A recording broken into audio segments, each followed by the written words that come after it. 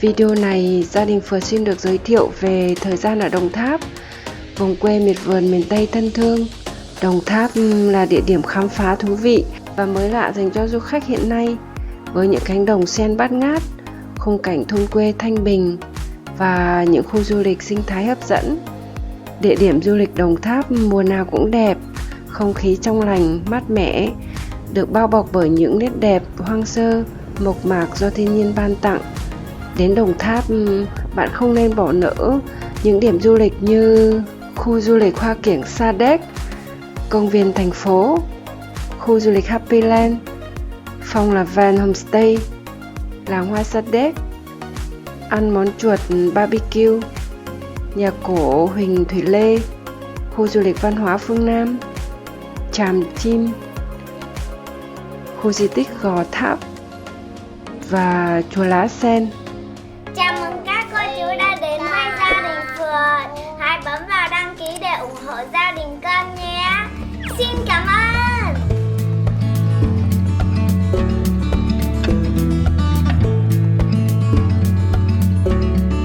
Khu du lịch Hoa Kiểng Sa Đéc không chỉ là khu du lịch, đây còn là vườn thượng uyển với hàng ngàn tác phẩm bonsai kiểng cổ giá trị. Trong đó có cặp me kiểng đạt kỷ lục cổ nhất Việt Nam, cặp vạn niên tùng 125 tuổi, cây xanh bonsai đạt kỷ lục đường kính tán lớn nhất Việt Nam và hơn 150 giống hoa hồng.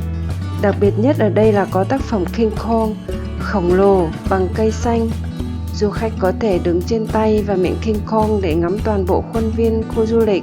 Trong khu vườn có hồ cá với hàng ngàn con cá koi, đàn cá vô cùng dạ, nên bạn có thể cho ăn và chơi đùa cùng chúng.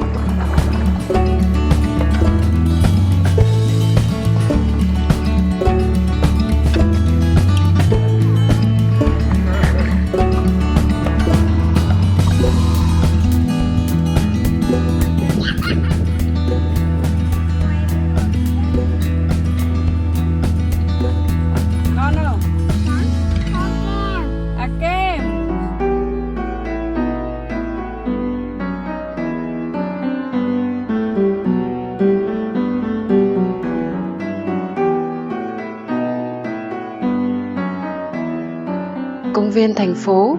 Công viên được đầu tư xây dựng khá rộng lớn, trang trí quang cảnh rất đẹp, có tượng đài Chủ tịch Hồ Chí Minh cao lớn được đặt ở giữa, nên người dân còn gọi công viên là công viên Bắc Hồ.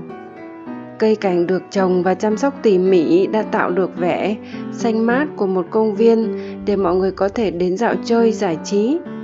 Công viên còn nổi tiếng vì có giỏ hoa tươi lớn nhất Việt Nam, một biểu tượng của thành phố Sa Đéc.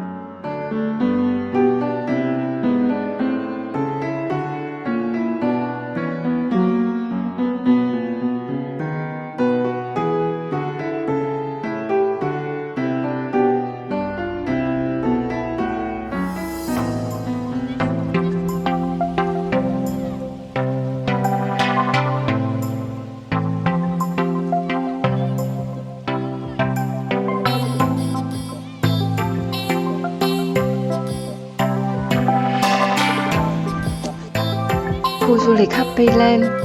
Khu du lịch miệt vườn Happy Land Hồng Thi tọa lạc tại làng hoa Sa Đéc, thành phố Sa Đéc, tỉnh Đồng Tháp.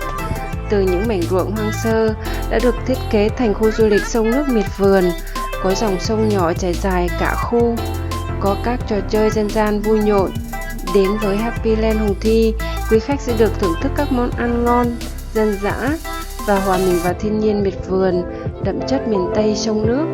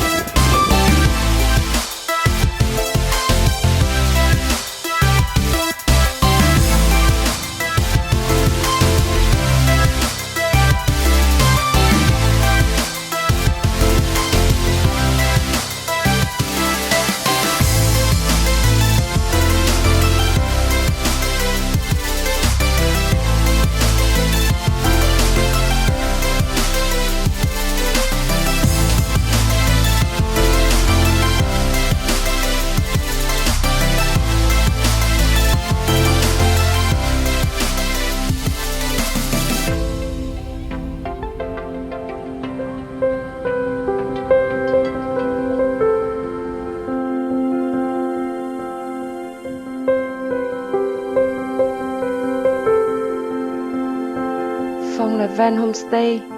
Gia đình Phượt đã chọn ở tại một homestay vô cùng đơn sơ, nằm ngay trong làng hoa. Ngôi nhà làm từ tre ở giữa cánh đồng hoa Sa Đéc mang tên Phong Lavand. Tại đây, du khách sẽ được thả mình vào không gian yên tĩnh, cùng ngắm vẻ đẹp dân dã của các loài hoa kiểng, cùng ăn, ở, sinh hoạt với gia đình và có những trải nghiệm thực tế về cuộc sống của người dân Sa Đéc. Khi nghỉ tại homestay này thì bạn có thể yêu cầu cô chủ nấu những món ăn đặc sản của địa phương. Nhà mình đã chọn món chuột đồng nướng. Mọi người nghe thịt chuột có vẻ không được hấp dẫn, nhưng hai cha con của Kim lại rất thích. Cái đấy là cái đùi con chuột đó con, đùi con chuột. Không biết là Bà tẩm gia vị các thứ và chiên lên. Ăn ngon không? Ngon lắm. Ngon lắm. Chuột đồng. Chuột đồng mình chế biến sao hả cô? Ướp rồi cái mình chiên. Mình ướp những cái gì ở trong này hả cô? Cái này hả? Củ hành, tỏi, sả, ngũ vị hương. Ồ, nhiều thứ nhỉ? Mình ướp khoảng bao lâu? Rồi chút xíu nước tương, chút xíu nước mắm. Rồi. Mình ướp khoảng bao lâu? Khoảng 10 phút. Đây là cái đùi con ếch. Con ếch nấu cà ri đó, cái màu nó vàng. Perhaps I will like this. Good. Very good. I like the texture of the meat. A little bit like chicken, but fishy chicken. Có thích ăn thịt chuột hay là thích ăn thịt ếch hơn? Thịt chuột. Thịt chuột thôi. Ok, thế mai mốt là về miền Tây, ở đây, xong rồi sẽ được ăn thịt chuột.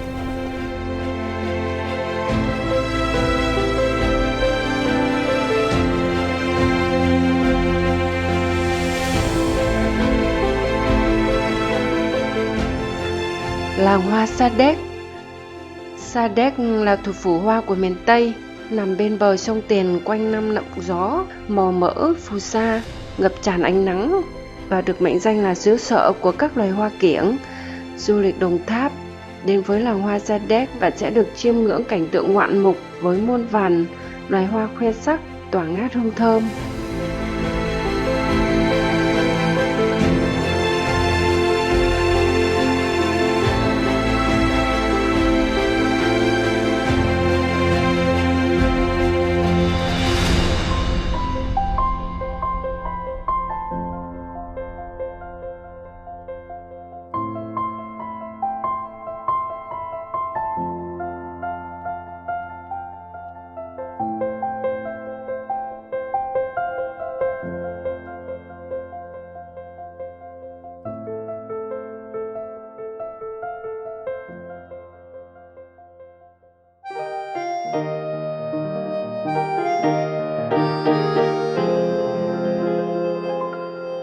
Nhà cổ Huỳnh Thủy Lê là sự kết hợp hài hòa giữa kiến trúc Đông và Tây.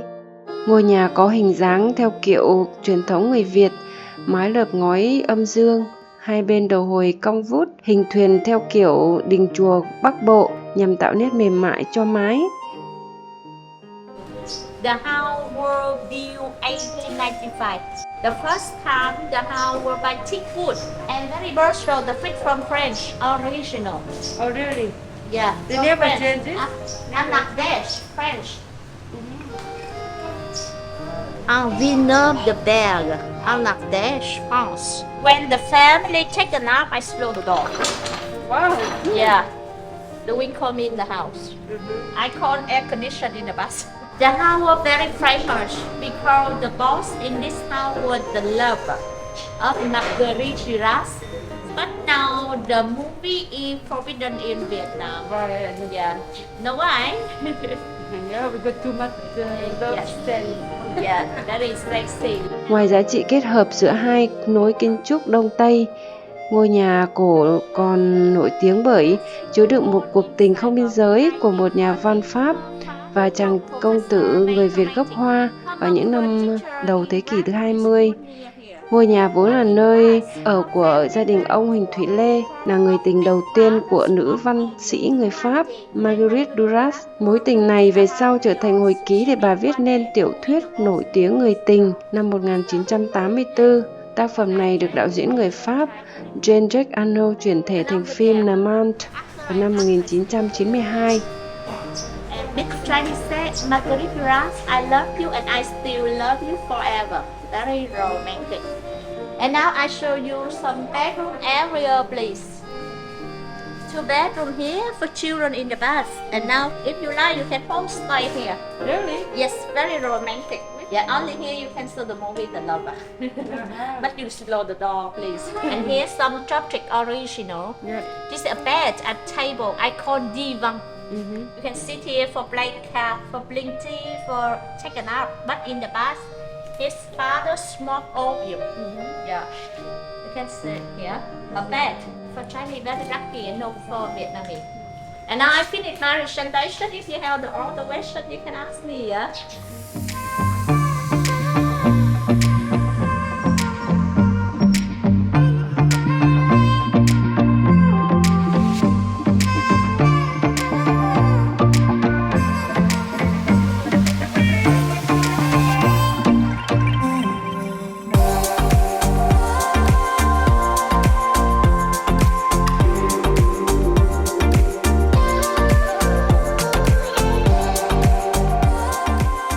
Văn hóa phương Nam là tổng diện tích là 27 ha. Nhưng mà nếu mà nói đúng ra nó chia thành 2 giai đoạn. Giai đoạn đầu tiên là chỉ có cái diện tích của khu A thôi là 5 ha. Cái khu A về thế mạnh đó là về kiến trúc, và thứ hai là tất cả các khu A đều là bằng gỗ. Trên cái khu A như vừa di chuyển qua cho anh chị, đó là cái khu đó là đền thờ Nam Phương Linh Từ, là nơi phụng thờ 125 vị có công trong quá trình đó là khai mở, gìn giữ và làm rạng danh vùng đất phương Nam. Thì khu du lịch này do chú Đặng Phước Thành xây dựng nên có một cái đền thờ dành riêng cho họ tộc ạ. Khi mà chị lên trên đền á, hai bên sẽ có 63 chậu mai vàng là tượng trưng cho 63 tỉnh thành của Việt Nam của mình. Ngoài ra hai bên này còn có thêm là vườn tượng danh nhân các nhà văn hóa của Việt Nam của mình. Là đầu tiên vào trong đây là có đến 150 nghệ nhân đến từ cố đô Huế vào trong đây điêu khắc ạ. Như em nói là cái thế mạnh về kiến trúc thì Vũ Đen sẽ giới thiệu thêm cho chị về cái kiến trúc. Ở đây là cái cổng chính thứ hai, là cổng chính của Đặng tộc.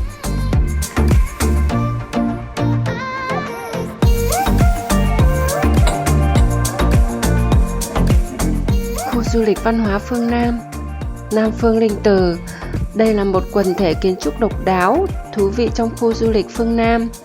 Công trình này được xây dựng theo kiến trúc nhà cổ với phong cách nhà rường truyền thống Huế và được làm toàn bộ bằng gỗ. Nam Phương Linh Từ là nơi tưởng nhớ 125 nhân vật lịch sử có công khai hoang mở cõi, trong đó có các vị như vua Gia Long, Quang Trung Nguyễn Huệ, Mạc Thiên Tích, Nguyễn Hữu Cảnh, Nguyễn Văn Thoại, vân vân. Hiện công trình này đang sở hữu 2 kỷ lục của Việt Nam: kỷ lục về đền thờ đầu tiên của các vị danh nhân có công khai phá đất phương Nam. Kỷ lục thứ hai là đền thờ có nhiều tượng đồng danh nhân lớn nhất. Khu du lịch rất rộng, quang cảnh đẹp và mát nên các bạn nên ghé đây để tận hưởng giây phút thư giãn với thiên nhiên nhé.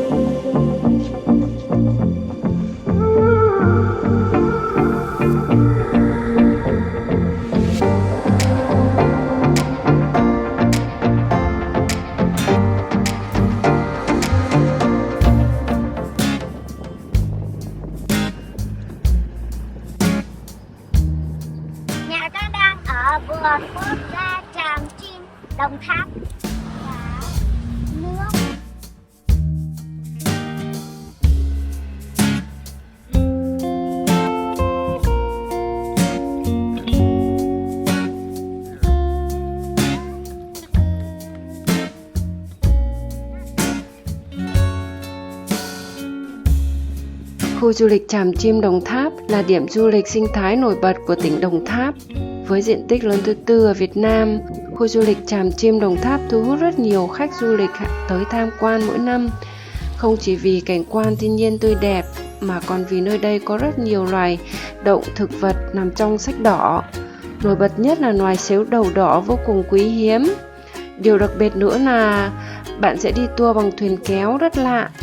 Chiếc thuyền máy nhỏ sẽ kéo bè của bạn đi vòng quanh khu Tràm Chim. Cái bè rất rộng và di chuyển thật êm, nên bạn có thể ăn uống, ngồi nằm thoải mái. Con nít có thể nô đùa và cùng ngắm những đàn chim bay đậu hai bên sông. Ngày gia đình phượt đi tour ở đây bị mắc mưa, nhưng cũng chẳng ảnh hưởng đến sự thích thú ngắm chim cả.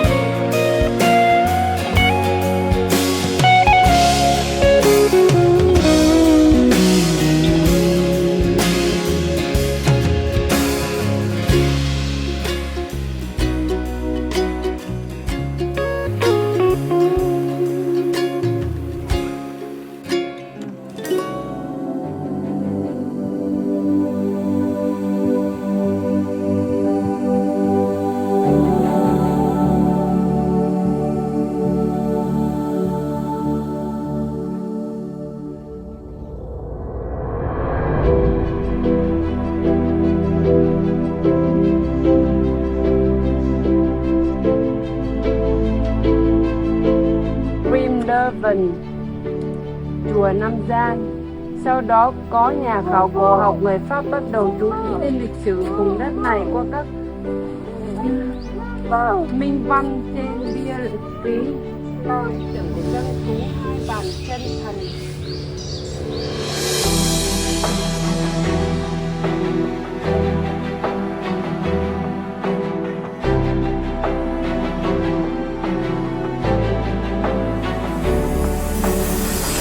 Khu di tích Gò Tháp chứa đựng nhiều giá trị văn hóa lịch sử của dân tộc và nhân loại.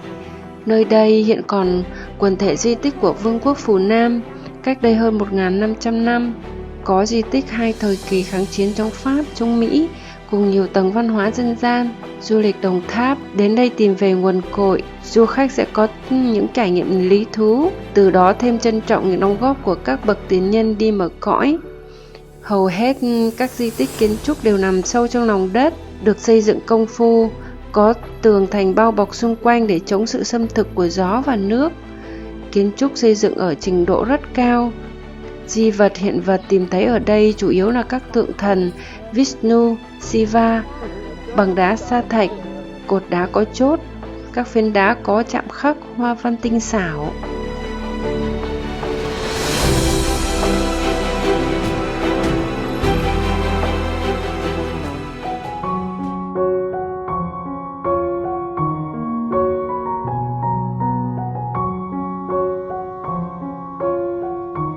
Chùa Lá Sen. Trong số rất nhiều ngôi chùa nổi tiếng ở tỉnh Đồng Tháp, có kiến trúc cổ kính, khung cảnh đẹp mắt, thì chùa Phước Kiển không phải là ngôi chùa đẹp nhất, nhưng vẫn được đông đảo du khách và Phật tử viếng thăm vì sở hữu một hồ sen rất đặc biệt. Nhắc đến hoa sen, người ta thường liên tưởng đến vẻ đẹp, thanh cao, tinh tế mà mỏng manh. Nhưng lá sen trong hồ, ngôi chùa Phước Kiển ở Đồng Tháp lại nổi tiếng bởi kích thước khổng lồ, có thể cõng người mà chỉ làm khẽ dao động mặt nước.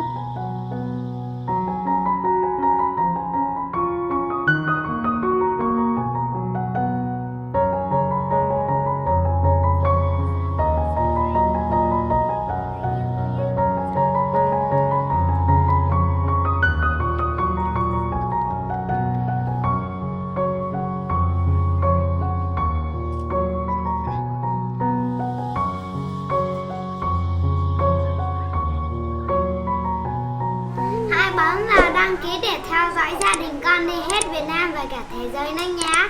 Cảm ơn